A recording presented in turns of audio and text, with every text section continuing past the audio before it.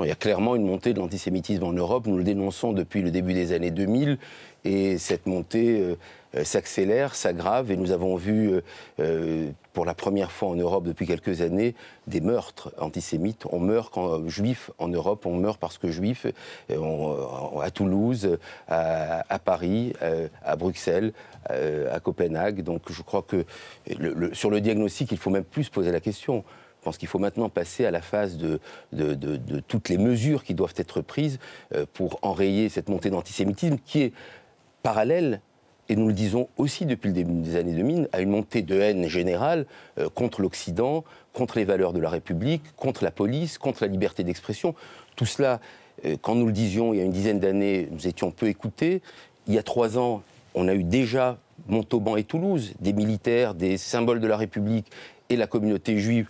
Nous n'avons pas été beaucoup plus écoutés. J'espère qu'aujourd'hui, le monde est en train de se réveiller pour lutter de façon efficace et trouver tous les moyens pour enrayer la montée de l'islamisme radical qui se développe dans nos pays. Alors justement, on va en parler avec Apolline de Malherbe dans un instant. Le gouvernement va prendre des décisions, semble-t-il, sévères donc, pour pallier cette montée de l'antisémitisme en France. Vous attendez quoi, vous, comme réponse du gouvernement ?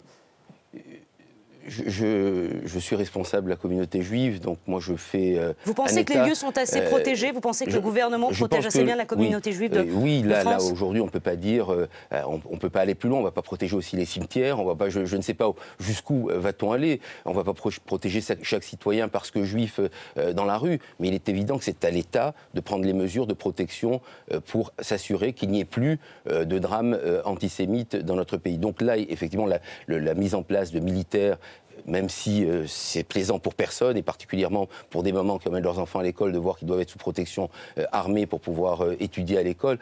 Mais au-delà de la protection, il faut de la prévention, il faut de la répression, il faut trouver des solutions. Ça ne m'appartient pas de définir des solutions, mais il est urgent que l'État, sur la question de l'école, sur la question d'Internet, sur la question des prisons, sur toutes ces questions qui se posent de façon régulière, qui sont soulevées, que tout le monde a identifié, mais que maintenant des mesures et des moyens soient mis en place, parce que la seule réponse qui pourra satisfaire la communauté juive et de façon générale tous les citoyens français qui sont aujourd'hui inquiets, c'est de voir la haine diminuer, l'antisémitisme régresser et qu'il n'y ait plus d'actes de cette importance qui soient perpétrés sur le territoire français et de façon générale sur le territoire européen, d'où la nécessité qu'il y ait une collaboration et une coopération beaucoup plus grande entre les différents pays du monde. Joël Mergui, juste une question. Je voudrais avoir votre sentiment sur la déclaration de Benyamin Netanyahou ces dernières heures qui appelle les Juifs européens à s'installer en Israël. Est-ce que vous ne pensez pas qu'il entretient un peu la peur en diffusant ce message ? Je crois que... Parce que ce n'est pas la première fois, il avait fait cette même sortie après les attaques de Paris. C'est normal que vous posiez la question et c'est normal que tout le monde s'interroge. Je préfère, premièrement, vivre dans un moment de l'histoire des Juifs dans le monde où on se dispute notre présence plutôt que la période où on ne savait pas où aller.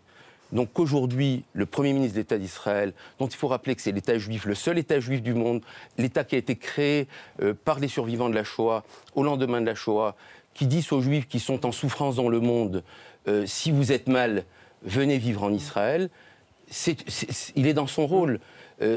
Il a dit aussi, mais ça n'a pas été repris, qu'il faut que les Juifs vivent en sécurité en Europe. Il l'a dit aussi, j'aurais bien aimé que ça soit repris également.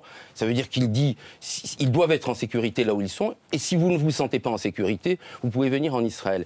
Mais nous, en tant que citoyens français, ce que je souhaite, c'est que les déclarations qui sont faites ici en France, de dire la France sans les Juifs ne serait pas la France, et faites à Copenhague, que j'ai même entendu à Tunis, quand j'étais à Tunis il y a quelques jours pour la cérémonie pour le jeune Yohann Attab, que ces déclarations soient suivies. Effectivement, il faut que l'Europe montre aux Juifs qu'elle prend les dispositions pour qu'ils n'aient pas à s'inquiéter sur leur avenir. Notre histoire n'est pas si ancienne que ça, il y a 70 ans en Europe.